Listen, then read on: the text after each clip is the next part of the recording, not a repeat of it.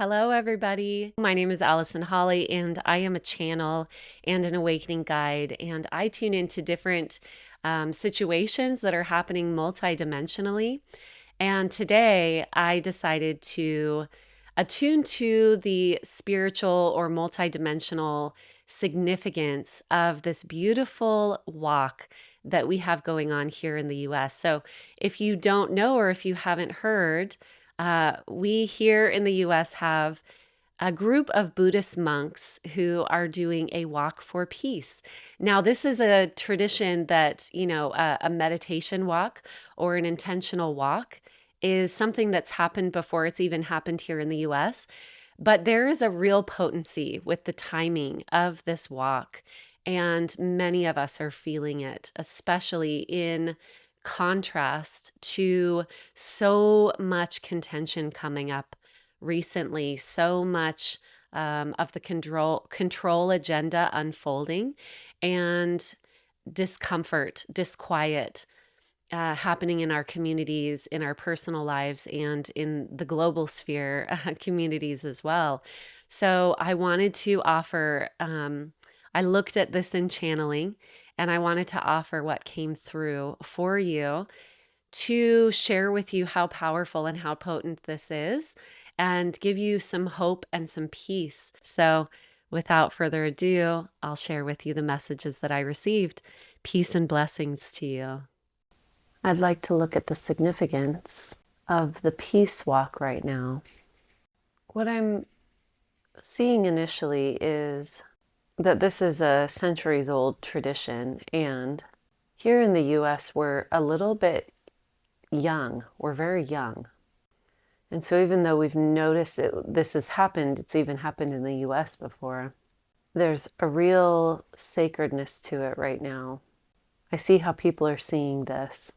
The polarity of the contention and witnessing this very selfless act is awe-inspiring in all senses of the word. A lot of people have never believed in the power of peace before.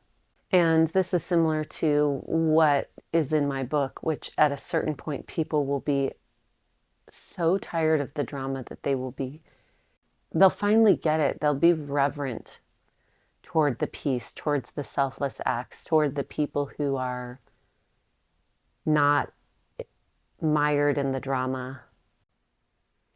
The dog, it reminds me of the dog on the Fool card on the tarot.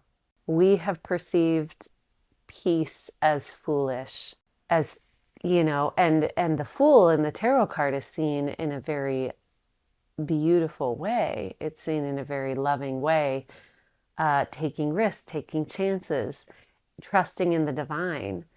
And our very linear minds up till this point have only trusted in the drama, have only trusted in like peace, a peace walk. What's that going to do?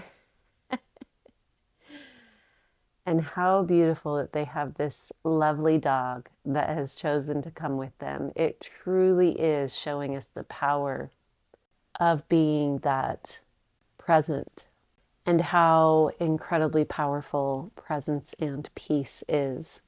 Because at a certain point, when duality is fighting against itself, fighting, back and forth, fighting, who's right, the 0 point stillness of witnessing presence and peace, it lights something up inside people. It awakens us. It's very much like that still point that happens, the void in winter solstice. The light that we can see when it's really dark is very powerful, and we're in awe of it. We get exhausted from the fighting. We get exhausted from it. We wear ourselves out from the belief in the illusion of duality. And we're also witnessing that peace is not in opposition of war. Peace is like the pinpoint of stillness within everything. within everything. This is not an anti-war march or anything like that. This is not a protest. It's a walk of peace. It's an example. It's an example. It's so brave. It's so brave to trust in the peace, to be of peace. It's also not without hardship. It's interesting to hear about how physically strenuous and dangerous this walk has been for them. And that's another example for us that being in peace does not mean that there's no difficulty. It means that we witness and that we're present with what is, its presence in the midst of all of this. It's non-attachment. It's not being brought down by these experiences. It's a devotion. It's a devotion. It's a dedication to our vastness, to who we are beyond temporal experiences. This quiet peace, there's not been a promotion. There hasn't been a big flashy tour. There's not posters, there's not advertisements. We are witnessing this because we're drawn to it. That's another lesson.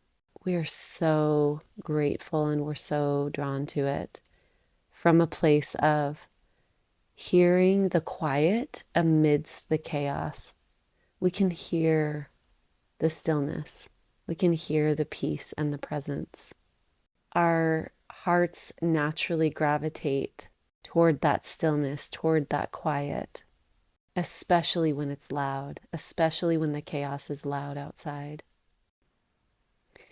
It's really giving us an amazing example of the power of presence and how simple it is to move through all of this chaos and to simply choose peace. It's an inner choice. It doesn't matter what the outside world is doing. And this is the example that is so helpful right now as we experience this energetic frequency division split of the earth. Because the split is, we can hear it. We can hear it.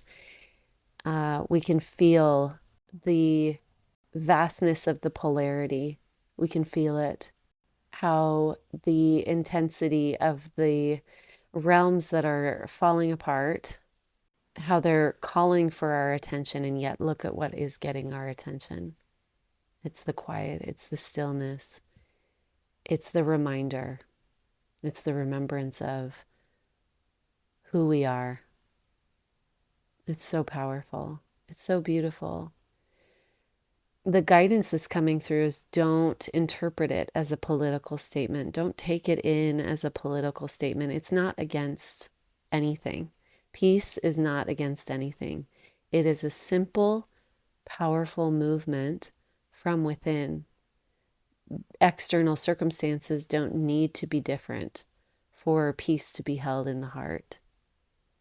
And we're witnessing it because there's going to be all sorts of rhetoric around what this means, especially as it nears this very potent hotbed of contention in Washington, D.C., where it will be promoted with different agendas, depending on who's talking about it. This is not an anti-war walk. And it is not for and against any political party or any agenda. It is the middle way. It's presence. It's presence. Let it be something that's reflected in your own hearts to remember who you really are. Thank you everyone for tuning in. I'll catch you in the next video.